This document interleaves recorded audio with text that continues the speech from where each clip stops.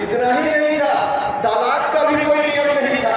पुरुष अपने घर में 4 पत्नी को ले आवे और चाहे जितना अत्याचार करना हो पत्नी पर करते रहे।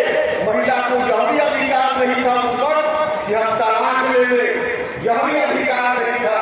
यह अधिकार भी किसी ने दिया तो बाबा साहब अम्बेडकर ने दिया। चाहे जितना अपना महिला करे, कोई तलाक का प्रोविजन नहीं था। और इतना ही नहीं, तलाक लेने के बाद हम इसमें तलाक लेने के बाद आज अगर कोई पति पत्नी के बीच मतभेद होता है और लगता है जब साथ नहीं कर सकते तो पुरुष को उसके ऊपर जिम्मेदारी होती है पति के ऊपर, और महिला का यह अधिकार होता है वो अलग भी रहे तो खाने का खर्चा महिला में उस कोर्ट के द्वारा निर्धारित किया जाता है, बच्चों के द्वारा। और खर्च देने का काम पति चाहे या न चाहे, लेकिन महिला को देने का काम करना पड़ता है। यह भी अधिकार किसी ने दिया तो बाबा साहब अम्बेडकर ने दिया, बाबा साहब अम्बेडकर ने दिया है।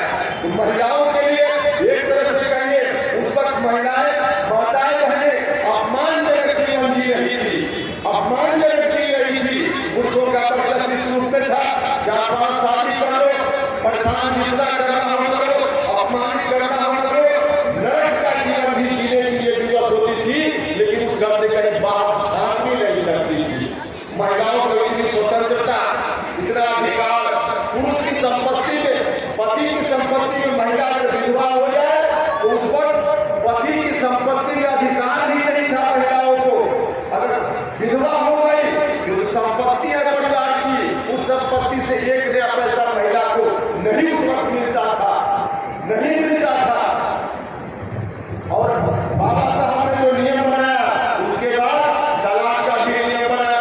उसके बाद पति अगर छोड़ दे उस परिस्थिति में भी महिला पति से मांग सकती है कि हमको रहने का खर्चा चाहिए।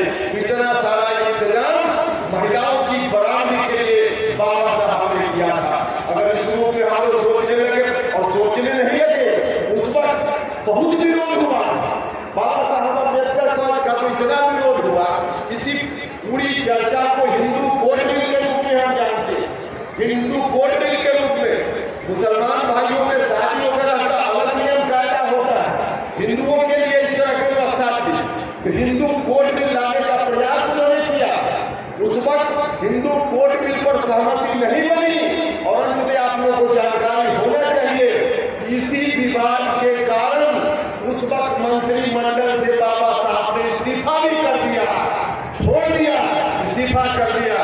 बाद में चलकर देश तो आजाद हो गया था, लेकिन आजादी के बाद प्रथम चुनाव जब हुआ और उस चुनाव के बाद फिर से जब संसद बनी, संसद के बाद चुनाव के बाद बनी, उसके पहले जो कॉन्स्टिट्यूएंट असेंबली थी, जो संविधान बनाने का काम जो सभा करती थी, वही संसद के रूप में भी काम करती थी। यही उस वक्त नियम था। बाद में जब चुनाव हुआ